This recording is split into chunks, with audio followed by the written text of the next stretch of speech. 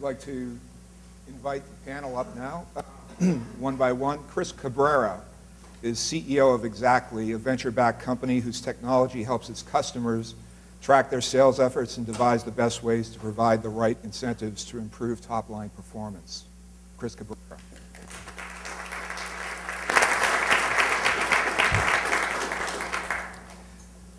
Georgia Treffs is CEO of Container Consulting Service, which has been a family-run provider of packaging materials and products since the 1970s.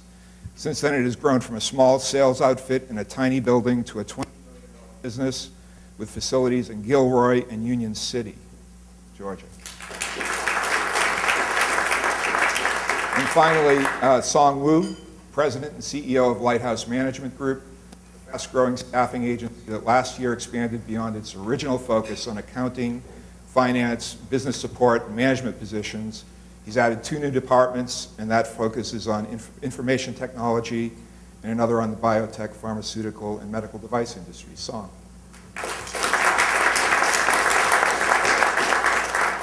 Okay, I'd like to start this conversation, and this will be a conversation which everybody on the panel will get a chance to jump in at any point when they want to, talking about your businesses. You've heard Godfrey's presentation.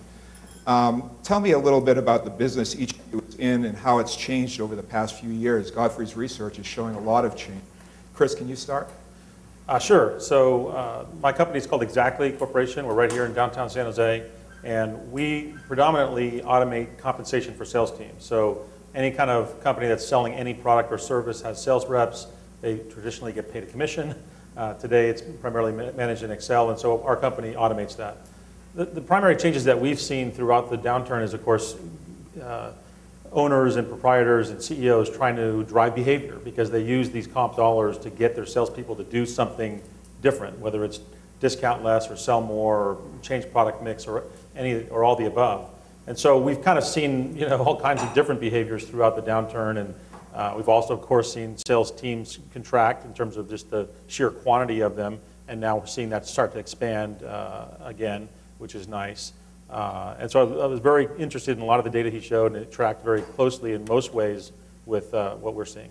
Okay. Georgia, how about your business?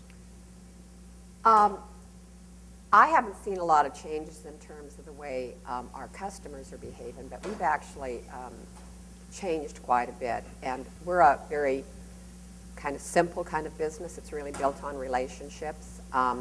But we have started to incorporate technology into our business, which, you're selling brown boxes or foam or things like that. You don't really think of it. But the tablets have become very helpful, so that's something we've changed. It's really helped in our marketing and our sales. That's the area that we've started to look into. In our conversation a couple of weeks ago, you mentioned that you thought your business, the container business, was kind of the canary in the coal mine, where you were seeing things before a lot of people were because you're dealing with the packaging. Has the downturn and upturn that Godfrey showed been reflected in your customers? Yes, and one of the things I've always said is that packaging is an indicator of the economy. We slow down before everybody else does, and we speed up before everybody else does. And to kind of give you an idea, back in the early 90s when Clinton and Bush were running against each other, the theme of that campaign was, "It's the economy, stupid." And I remember thinking, you're right, it is the economy, because we were booming and everybody was still in that kind of lull. Well, on this, we slowed down way before. In 2008, we started our slowdown very early. Our past year has been excellent, just excellent. So I actually see that once again, we have started to speed up, and you're starting to hear people now be more confident about the economy and that things are getting better. And we've been saying this for a year. So definitely. Thank you. Song, can you tell me about your business and what you've seen in the last few years? Sure. We're a specialized professional staffing and recruiting firm. And similar to George's business, it's simple in its nature. And I got into this industry in the 90s, and I learned the business from a sales process the old-fashioned way. And that was just picking up the phone and making phone calls. And so when we started our firm about 7 years ago, that's how I learned the business, and I thought that's all we would have to do. But as I've learned through the years that that's not the only way, and that's not the best way to reach out a higher volume of potential business. And so, I mean, James can attest to this. I think we've increased our level of marketing and advertising and other forms of resources other than just the phone through the years. And that's the biggest difference where we are now compared to where we first started. More resources allocated to marketing and advertising. Mm-hmm. Is there a single incident or anecdote that you think kind of crystallizes where we are right now? How much time do I have? Short anecdote. Well, when you look at the economy, and for us, the two forces are competition and the economy, and how that dictates businesses coming into us. And so, I talked to my colleague the other day, and this is a recent story, but there was a client, a long-time client. We've worked with them since we started. And I asked him, because I just noticed that we haven't been getting much business from them lately. And he had mentioned that they want to cut the recruiting costs, and with the advent and the emergence of social media and technology and the internet, they feel they can find the people on their own, which is a common objection that we always get from small businesses, because you don't have the resources that you would like to spend on finding people. And so sometimes that's a misconception where we have to fight. The reality is that this particular client is actually pretty picky. So they weren't always the easiest client to work with, because in order for us to successfully place anyone, we would have to have 110% of every requirement that they were looking for. So that's why it seemed ironic that they would try to go on their own or use their own resources only. Because if you really think about it, the pool of talent, if you look at the employment pool as a pie, they're only going to tap into a small pool, because the unemployment rate right now is about 8.2, 8.3%, and half of that is probably chronically unemployable, or people you wouldn't want to hire anyways at your company. And then the other people that you're going to attract to maybe your resources, the free resources or the low-cost resources such as job postings or your own website or Craigslist, you're only going to attract people who are actively looking, and that's a small percentage as well. So you're missing out on the actual whole pie. And if you're the type of person or the type of company who's adamant about a particular type of individual, the probability of finding that in the narrower pool is very small. And so the reason that story is funny is because they contacted Rob recently and said, we wanted to work with you guys again to find the people that we need, because they've tried it on their own, and they realized they need to go beyond their own resources and spend a little money to find what they're looking for. How about you, Chris? Is there something that's happened that summarizes where we are today? Yeah, I think for me it's interesting. I've been in the compensation management space for about 14 years. I started exactly about 7 years ago, and we predominantly have automated sales teams, as I mentioned, that are selling widgets and things like that. And one of the things that I think is changing, it's kind of interesting about our business and the market in general, is I'm starting to have banks come to me, for example. We talk a lot about banks today, where they want to incentivize their tellers. So when not many of us do this anymore, but if you walk into a bank to make an actual deposit, and they get you to walk 10 feet and talk to a loan agent, these banks are incentivizing those tellers, maybe $10 just to get you to do that. Whether or not you actually get a home mortgage or give them your savings account or anything like that, I think that's interesting. I mean, I think we had another company recently that they shipped fresh fish, and I thought it was really interesting. We got this call, and I thought, how in the world, is this going to be, fit for us? And they said, well, the problem is that, we want these truckers to deliver their fish in a certain window. And if they get there too soon, that means that they were speeding, and that's bad. And so, and if they're late, obviously the fish perish. So they're incentivizing truckers to deliver their load in a certain window. That's fascinating to me as somebody for all these years who, you're primarily living in the world of how do I get this sales rep to get up in the morning and sell more stuff or sell more of the right stuff, which is obviously a huge part of our business. But now to start seeing these other things happening, I think it's a really interesting testament to how companies are being more creative. Because I thought it was interesting, Godfrey showed the slide that showed the dollars, $400,000 or $500,000 in expenses, and you took out the salary and wages. And that's great. But interestingly, when you're talking about incentivization of people, it's the other part. It's the salary and wages, right? If you have 10 salespeople and you're paying them 50 or 100 grand a year, that's a $500 or $1 million cost center, right? And so companies are starting to figure out, geez, yeah, the expenses is one thing, but we're already paying millions of dollars in some cases, certainly hundreds of thousands to our employees. How do we get them to do more of the things we want to do? And I think that's probably one of the most exciting things that's happening in our world and in my space. Mm-hmm. Georgia, is there some incident or anecdote that you remember illustrates where we are? Illustrates where we are. Yeah, your businesses today. No? Okay. No, let me go ahead and ask. Okay. All right. Well, Godfrey's research indicated that most small and mid-sized business owners think that knowing what we know today, the financial crisis could have been averted. Are there any things that you did back before the banking crisis that you would like a do-over on? No, actually, I'm pretty happy with the way we handled things. Like I said, we see it coming because we start to slow down. Mm-hmm. So we had a strong relationship with our bank, and I will say it's a local small bank, and I'm totally for that local bank contact.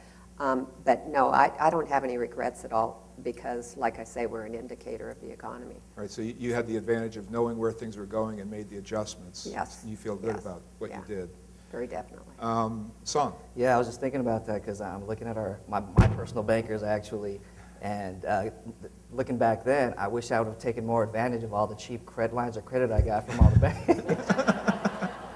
But honestly, because of the relationship and because I've been a long-term client of City Nationals, I obviously, them being a regional bank and all, I had the luxury to turn down all those credit lines. And I think if I would have accepted all those lines of credits, I would have probably opened up more locations than I needed, and then I'd be losing money. So, okay. Chris, anything you'd like a do-over on? Not really. I try not to think about regrets, but I think there's certainly some stocks I regret not shorting. That would have been wise. Is there anything that seemed risky at the time, but in hindsight, you're thankful you did? Yeah, definitely. There was right before everything went to hell, we were raising money. And so we were going to raise a $20 million round. And long story I won't get into, but the short version is we had done the round, it was ready to be done, and I was I had a layover in Germany, and I ran into this person who had been trying to, bird dog me a little bit, and I'd been sort of just ignoring him. And I told him I'd have coffee with him in the airport in Germany, and over coffee, he said, well, we just want to give you another 10 million. And I jokingly sort of said, well, I'll take the 10, but only if you don't get to do anything. You don't get to see anything, or you just have to sign up for whatever these other guys have already signed up for. And he said, fine, no problem. We'll just write a check. And it was kind of a weird experience, but I went back to my board and said, hey, I think we should just take this 30 instead of 20. And everyone was like, why? We don't need it. It's dilution, blah, blah, blah. In hindsight, I was really glad I had that extra 10.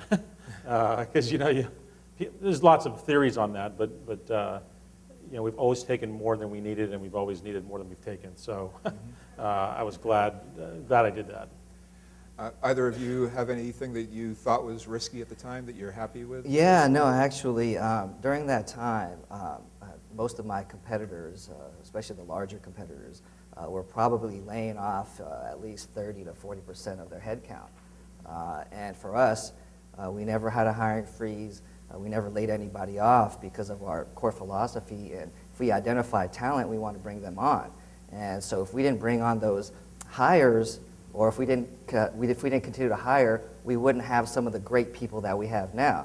Now, some of the hires are not so great, but you have to go through that process sometimes as a small business to be able to identify the good talent that we have to this day. So if we had a moratorium that said, okay, we're not hiring anybody because the economy is going down, all our competitors are cutting costs in terms of headcount, and if we followed the path of others, we probably wouldn't be as strong as we are today.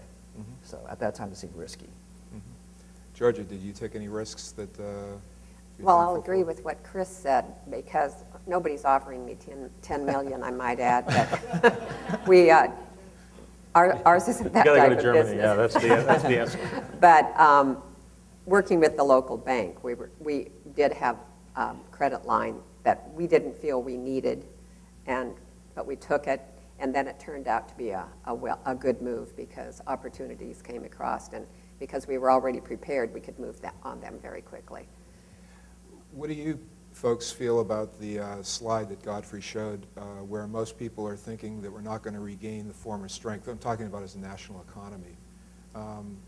What do you think from where you stand, Chris? I don't know. No offense to Godfrey, I think I think it's all in how you ask the question, and there's a time element to it.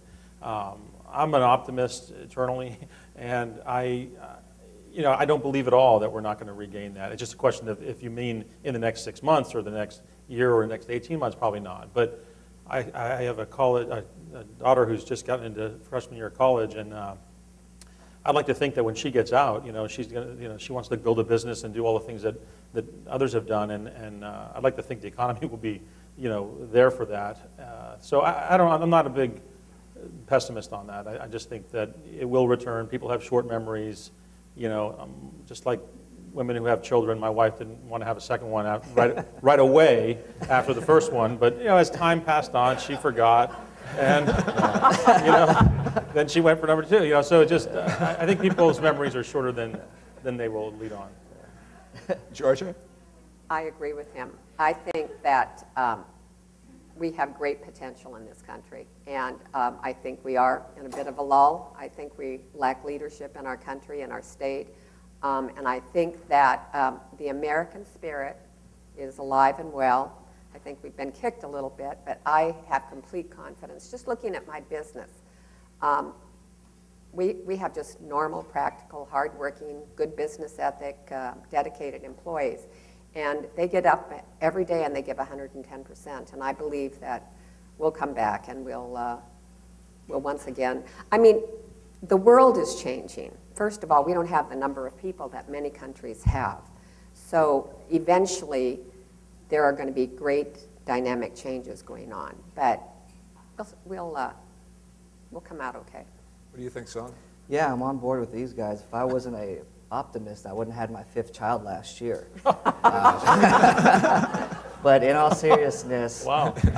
Over the past 2 years, we as a company have upgraded almost every aspect of our operations. So if I was a pessimist, I would have probably sold the company because we've had several inquiries in the past. If I was a pessimist, I would have cashed in my chips and cashed out, essentially. But over the course of the past 2 years, we've upgraded everything from, with the help of City National Bank, acquiring a building of our own. We don't have to lease anymore. We are in the midst of revamping our entire website as we speak. The initial website we put up, I paid a friend of mine from college $500. It lasted for about 6 months because it was horrible. I hired a firm. We paid about $2,000, and at that time, I thought that was a lot of money for a website. And now, as we speak, I think it's up to about $20,000 for the new website that's going to go up soon. We are in the process of converting to a new database starting Monday. We are upgrading everything. So if I was a pessimist, and similar to Georgia, I think we are an indicator of the economy since we find jobs and we help companies find people. We are at the forefront. So that helps me be more of an optimist. So I have to say I'm an optimist. I was just going to mention, too, I think things have changed. There's no question that, as you said, that won't never be the same in a lot of ways. I don't think you're going to see the pets.com IPO happening, anytime soon. But, we were just talking about, a little company yesterday that has something like 13 employees and 0 revenue and has been around for 2 years getting sold for $1 billion. So when people say it's not frothy and it's not going to get back, just read the paper. It's coming back. Now, Godfrey's research shows that although sales have increased, we're not at pre-recessionary levels yet. Does that match up with the customers that you're dealing with? Yeah, I think it does. I think, I don't think SMBs in general, by the way, our business is bifurcated. We have an SMB product that services the exact market that Godfrey was talking about, and then we have an enterprise offering. So we do sell to companies like American Express and Salesforce.com and many large banks and companies, but specifically on the SMB side, we are seeing that. Definitely, they're coming back. Definitely, they're not quite there yet. But again, one of the things that I'm constantly telling my sales teams, Godfrey showed the change in the raw number of companies in that space, and while it definitely was bouncing around, I mean, the changes were, if I'm correct, it was something like almost 7 million, and trending down to about 7.5 million. I mean, for a little company like ours, we have 200 employees. We sell probably 100, SMB deals a quarter. No rep in the world can tell me he doesn't have a big enough, pipeline of opportunities to go after, whether it's 7.5 or 7.7. So I think, these SMBs, especially a lot of them who are selling to each other, just need to get over that and focus on, those of the 7.5 million that are doing well and are growing and are spending, and sell to them. Now, one of the perennial concerns that was highlighted again in Godfrey's research this year is the cost of health insurance, employee benefits. What's happening with your business in this regard, Georgia? Well, it definitely has gone up about 15%, but we do our insurance a little bit different. We give everybody a portion of their health care costs, and then they have to cover the rest. And I think that kind of puts some of the responsibility on the individual, which I think is really where you're going to cut health care costs, is making people look at their responsibility in keeping costs down. I kind of have always felt that insurance should be catastrophic, and people should handle most of their everyday care. And the reason I believe that is that if you take people and bring them into a smorgasbord for all you can eat for one price, what happens? Everybody overeats.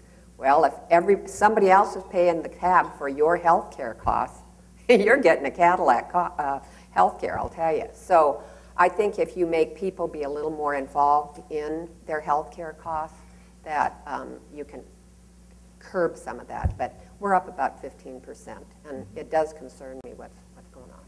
Song? Yeah, no, I wish I would have had Georgia talk to me about that 7 years ago. As a rookie entrepreneur, I had this, wide-eyed, want to change the world and what we do. So I wanted to make sure I took care of everyone that, I hired on early on, because, I needed to attract really good top-tier talent. So at the time, healthcare was relatively inexpensive compared to now, and I covered 100% of everything. Everything. No, there was no out-of-pocket costs for the employees. And it worked well when it was just me and Narav. But as we started to grow, and then healthcare costs started to escalate, I was advised by my broker to scale that down. But how do you give your son a lollipop and then take it away? And so that's been the challenge. So over the past 3 years, we've had to scale down the insurance benefits. We still cover 100% of the premiums, but now if there are out-of-pocket costs, they still have to cover some of that. So that has helped us minimize some of the costs. But again, it's a challenge. So I'm going to have to hire Georgia to come in and give that grace speech. Chris, what's going on with your business? Yeah, so with 200 employees, it's a big expense area for us, as you can imagine, and we have a great benefits program and whatnot. What I think was interesting is we budgeted for a 15% increase, and I think because it's an election year, we just went through the renewal process where we had some other companies bid on it, and the numbers were coming in much lower, interestingly, than we had anticipated. So much so that we ended up changing carriers. One of the things that has been happening, you guys have been reading about it, I'm sure, in the newspapers, and I won't sell out any names, to protect them. But our current our carrier that we're getting rid of, was in these big battles and was losing. They were fighting with Stanford, and our employees were kind of going, "Am I going to be covered or not?" And then they'd make up with Stanford, and then they were fighting with Good Sam, and our employees were going, "Are we going to get covered or not?" And then they'd make up. We just said we're kind of done with that. We need a little more stability. It's already stressful enough. People don't need to be worrying if they're going to be covered and can go to the doctors that they want to go to. So we did switch carriers this year, which was kind of a big deal, and we're literally in the process of doing that right now. But it was really interesting because instead of that 15% that we had budgeted, it was a pretty good amount of money. we ended up probably getting about 4% increase. And so one of the things that we were challenged with was, does the company take that money and absorb the increase in cost? Do we maybe even take that the extra 10% or 11% that we had and make it so they're even paying less than they were last year? And the reason we thought about a lot of the things that have been said already is, I believe because it's an election year, these carriers are being more aggressive, which means the bad news is next year's renewal, you're going to get hit by it, right? So I was reticent to give back too much because I'm going to have the problem of taking it away next year. And so instead what we did is we said we're going to start a 401k matching for this year and use those extra dollars for that. And I think that to the employee base, you get more bang for the buck that way because everyone's expecting health care costs to go up, even the employees. Mm-hmm. Another thing that seems to come up regularly during the presidential election years is the issues of taxes and regulation. How's that affecting you, Georgia?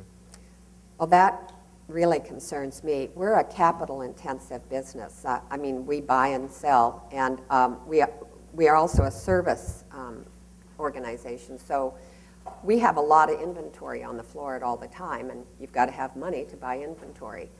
And if they raise taxes, that's less inventory, that's less equipment, that's less employees.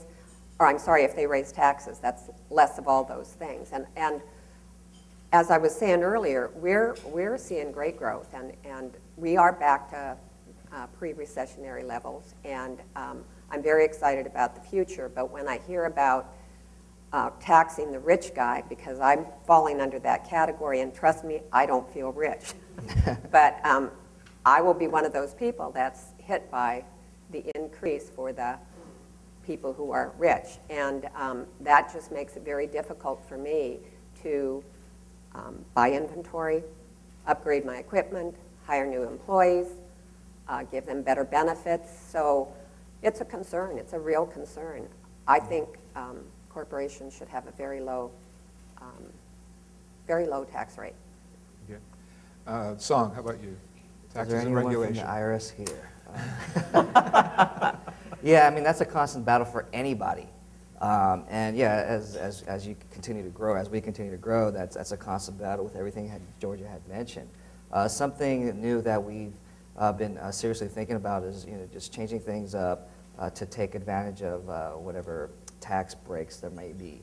I've never felt the need, I'm an accountant at heart, so I've never felt the need to hire a lot of outside resources to help me out in that regard. But I've had to seek counseling from specialists, tax attorneys, tax accountants. At the same time, never really looked into financial services too heavily relevant to our business, but a lot of what they're talking about makes sense from a tax standpoint. For example, executive compensation. Just thinking about how I'm going to pay myself as a small business owner is something that I always have to think about from a tax standpoint. So yeah, I'm allocating more resources to better prepare myself and better plan for taxes.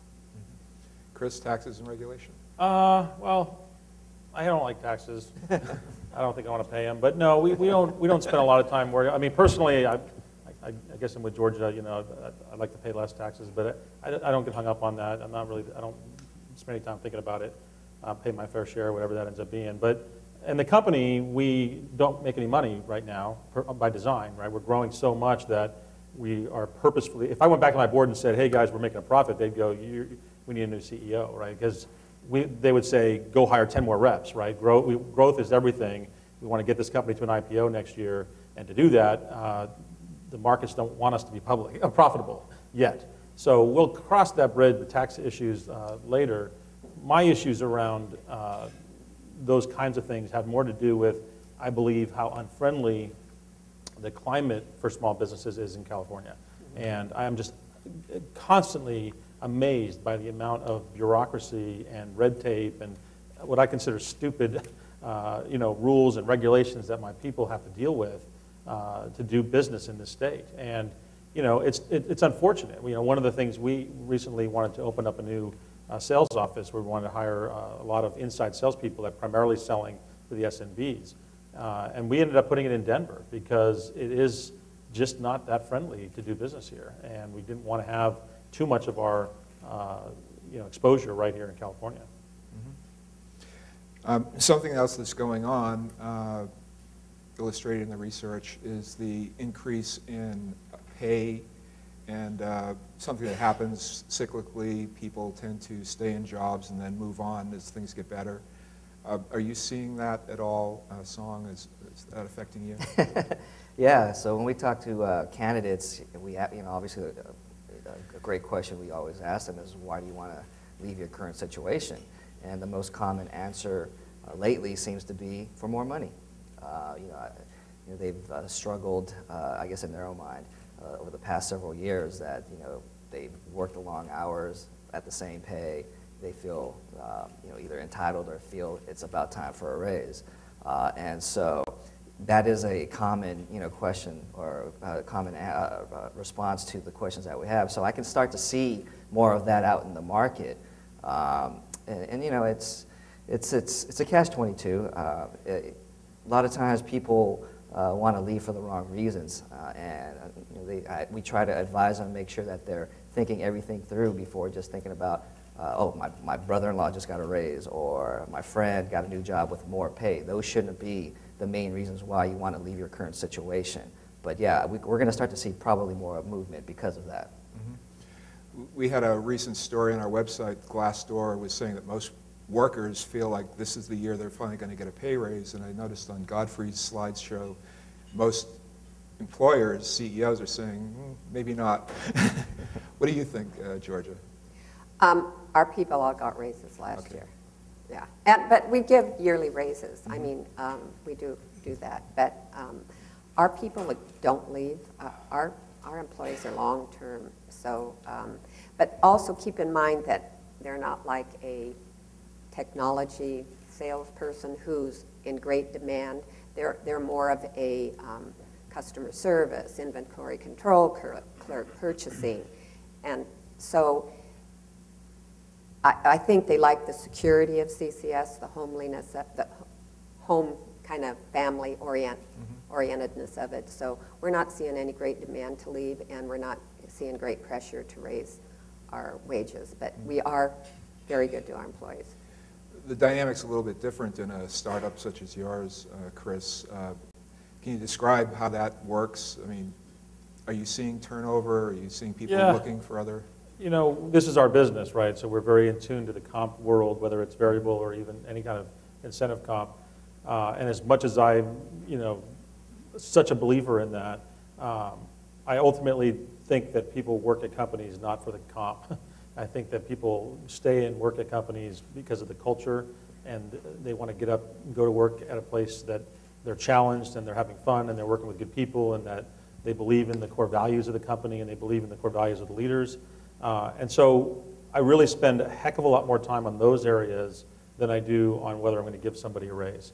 And we will lose people, and that happens. And what I find is those employees that jump around because they can get $1 more over here aren't the kind of employees we want anyway. And so we pay good wages. We have regular reviews of people. We put all of our employees into kind of classic A, B, C category. And we give a lot to the A's, and we give a little to the B's, and we give probably nothing to the C's. And then overlying all that, of course, because we are a pre-IPO company with the intentions to go public, you do have that stock thing, which is still real. It's still there. And, the IPO market is definitely coming back. I mean, if you look at all the IPOs, especially technology ones that have happened in the last year, there's quite a few, and they've done very well. And so that's definitely a handcuff that we find. And so we look at the whole thing, not just their salaries. Let's talk a bit about technology. Song talked about his website experience. Georgia, you have a website, right? Yes, we do. What's been your experience with it? No thanks to me. Is it producing what you thought? Is it working the way you thought? The website doesn't really produce revenue for us. It does get our name out there, and it's a good way for people when our salespeople go out and call on customers. And so it's a good way for a potential customer to come and find out about CCS. But it's not a revenue producing. We are set up so that people could order online. do things like that. But what we found is that people really like human contact. They really like relationship. And I truly believe that one of the reasons I've been so successful over the years is I've never thought about this sales. I've thought about sales and the relationship. So we have customers that have been with us for over 30 years. And I think that speaks to the fact that it's a lot about relationship. So the web is good in that people can find out about us, but as far as revenue goes, it's really about relationships and building that with the salespeople and with the backup team that's within CCS. How about the role of technology with you, Chris? Website, how useful is it? What do you use it Well, for? you know, of course, we're technology geeks, so we try to use it everywhere and every way we can. Clearly, the website's critically important. You know, it's the first place people go these days to find you. And it's kind of interesting, you know, when I started the company, we had, I won't get into the whole naming, why we created this stupid name, you know, exactly spelled wrong, was every word in the English dictionary is taken .com, so that's why you have to do it. And so this guy was squatting on that site, exactly.com, and he wanted $80,000. You know, this is 7 years ago, and he might as well have said $1 million. I mean, I wasn't going to give him $80,000. And I used to not be able to sleep over it because I used to kept thinking people are not going to find us on the web, you know, because in the early days of the web, you know, you used to go to the HTML or the HTTP line, right? And that's how I would search for things. But nowadays, people don't do that. They just go into Google or Yahoo and they just type in. And so one of the good decisions was not buying that site because we ended up having to do exactlycorp.com. But because the web is so ubiquitous and it's so readily available, that I think that people, that is their first instinct, is to go there, type in compensation or sales comp or even exactly. And at this point now, even if they spell it the right way, you know, they're probably going to come up with our company name. So we do a lot to be out there and to buy Google words and all that kind of stuff. But you can go crazy on that. You know, there was a point where we were spending $40,000 a month on Google search words. And we just weren't seeing the benefit, you know, because you got to be very careful. These words can get very expensive. And it's very hard to tie that into any revenue. So we like the web, of course. We use it. Our website is very important to us. We're constantly trying new things. We just recently introduced a chat function where they can talk to a rep and things. But sort of to your point, I mean, we don't take orders per se on the web. We don't, you know, they still want to talk to a salesperson at the end of the day. So that's how it is with the web. The technology, though, is really an interesting question if you want to talk more broadly. I thought it was fascinating, the slides that you showed, Godfrey, showed an increase in all technology, right, including iPads and iPhones and all these different devices. But then when you ask the question, were they getting productivity out of it, steadily every year it's going down. So I thought that's really, you know, kind of interesting. And I think the problem is that everyone's buying up all this technology, and they, you know, for technology's sake. I was one of the first guys in line to get an iPad, and I carried it around for weeks trying to make my life better. And I mean, seriously, I was really trying hard to, you know, take notes on it and do all these different things to make it a productivity tool. And the fact is, it was just a more convenient way for me to access the web and talk to my kids and do my email. And, you know, and so if you were asking me that question, has that thing changed my life and productivity? Absolutely not. Is it a cool device, and do I have one? Of course. But it's more about what you put on the device, right? And so this gets into my business, where just putting an iPad in the hands of a sales rep is not going to change productivity, right? Putting an iPad in the hands of a sales rep that's telling them every day how they're doing and what they've closed and how much they've earned or how much they could earn, that would change productivity, right? So the question, I think, has to be asked, what is the tool that you're putting, because the device in and of itself is not a productivity tool, I don't think. In fact, I would argue it's almost a wasted productivity because everyone's screwing around on the web, you know? Georgia, do you have an iPad? Yes. But Okay. I don't use it a lot. Right. But as far as productivity, I agree with him on that.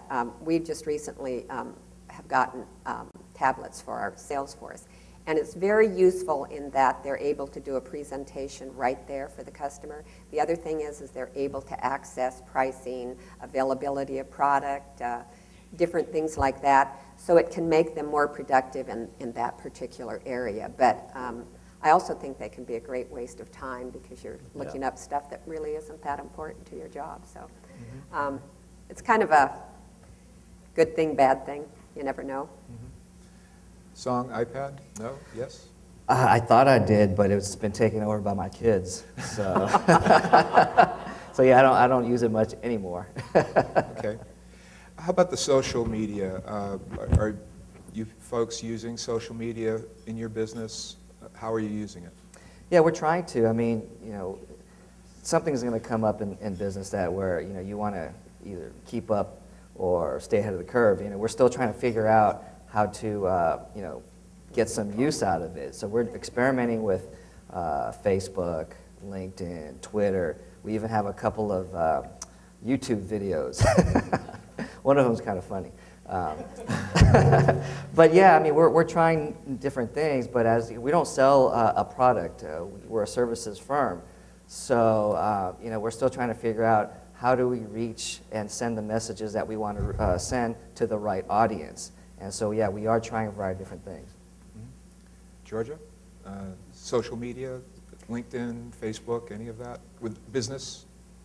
The business, yes.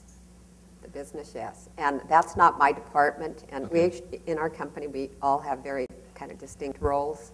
Mine is more sales management, and marketing is definitely not my. But it's mostly for the marketing. But we are on Facebook. We are going to be on Twitter.